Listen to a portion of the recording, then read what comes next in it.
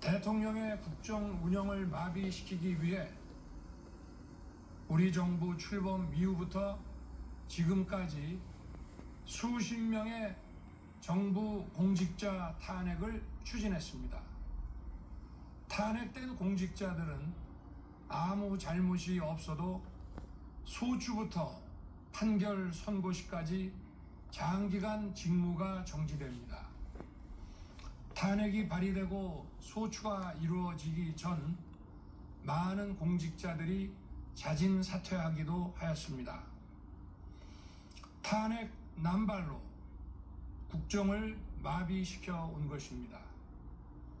장관, 방통위원장 등을 비롯하여 자신들의 비위를 조사한 감사원장과 검사들을 탄핵하고 판사들을 겁박하는 지경에 이르렀습니다. 자신들의 비위를 덮기 위한 방탄 탄핵이고 공직기관과 법질서를 완전히 무너뜨리는 것입니다.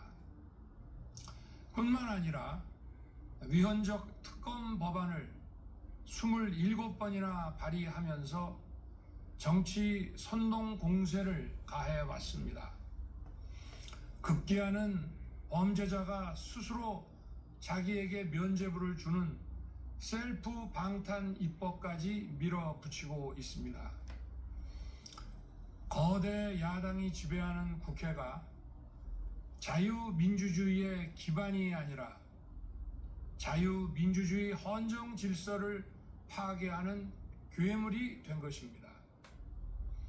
이것이 국정마비요 국가 위기 상황이 아니면 무엇이란 말입니까? 이것뿐만이 아닙니다. 지금 거대 야당은 국가 안보와 사회 안전까지 위협하고 있습니다. 예를 들어 지난 6월 중국인 3명이 드론을 띄워 부산에 정박 중이던 미국 항공모함을 촬영하다 적발된 사건이 있었습니다. 이들의 스마트폰과 노트북에서는 최소 2년 이상 한국의 군사시설들을 촬영한 사진들이 발견됐습니다. 지난달 40일에는 40대 중국인이 드론으로 국정원을 촬영하다 붙잡혔습니다. 이 사람은 중국에서 입국하자마자 곧장 국정원으로 가서 이 같은 일을 벌인 것으로 확인됐습니다. 하지만 현행 법률로는 외국인의 간첩 행위를 간첩죄로 처벌할 길이 없습니다. 이러한 상황을 막기 위해 형법의 간첩죄 조항을 수정하려 하였지만 거대 야당이 완강히 가로막고 있습니다.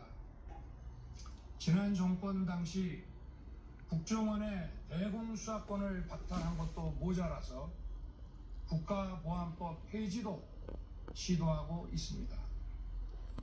국가 안보를 위협하는 간첩을 잡지 말라는 것 아닙니까?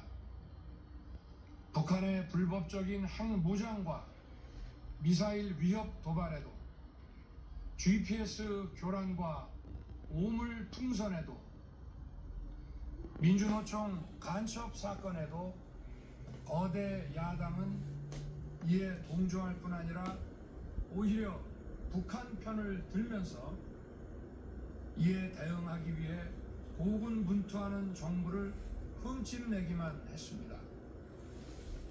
북한의 불법 핵 개발에 따른 유엔 대북 제재도 먼저 풀어야 한다고 주장합니다. 도대체 어느 나라 정당이고 어느 나라 국회인지 알 수가 없습니다. 검찰과 경찰의 내년도 특경비, 특활비 예산은 아예 0원으로 깎았습니다. 금융 사기 사건, 사회적 약자 대상 범죄, 마약 수사 등 민생 침해 사건 수사, 그리고 대공 수사에 쓰이는 기묘한 예산입니다. 마약, 딥페이크 범죄 대응 예산까지도 대폭 삭감했습니다. 자신들을 향한 수사 방해를 넘어 마약 수사, 조폭 수사와 같은 민생사범 수사까지 가로막는 것입니다. 대한민국을 간첩 천국, 마약 소굴, 조폭 나라로 만들겠다는 것 아닙니까?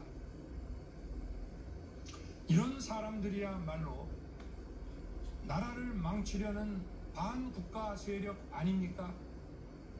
그래놓고 자신들의 특권을 유지하기 위한 국회 예산은 오히려 늘렸습니다.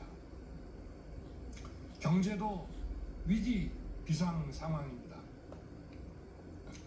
거대 야당은 대한민국의 성장 동력까지 꺼뜨리려고 하고 있습니다. 민주당이 삭감한 내년 예산 내역을 보면 잘 알 수 있습니다. 원전 생태계 지원 예산을 삭감하고 체코 원전 수출 지원 예산은 무려 90%를 깎아버렸습니다.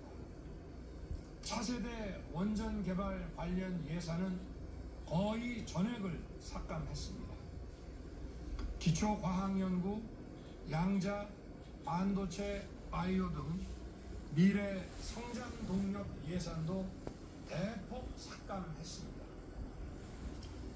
동해가스전 시추 예산, 이른바 대왕고래 사업 예산도 사실상 전액 삭감했습니다.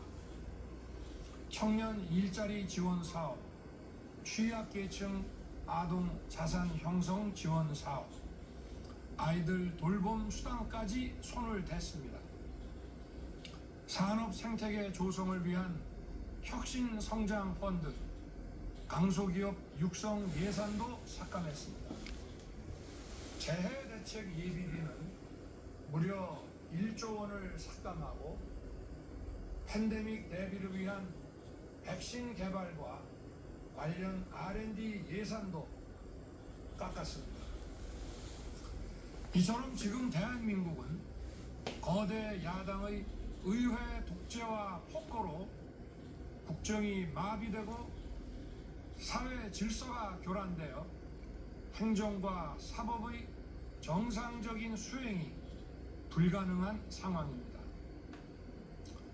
국민 여러분, 여기까지는 국민 여러분께서도 많이 아시고 계실 것입니다. 하지만 제가 비상계엄이라는 엄중한 결단을 내리기까지 그동안 직접 차마 밝히지 못했던 더 심각한 일들이 많이 있습니다.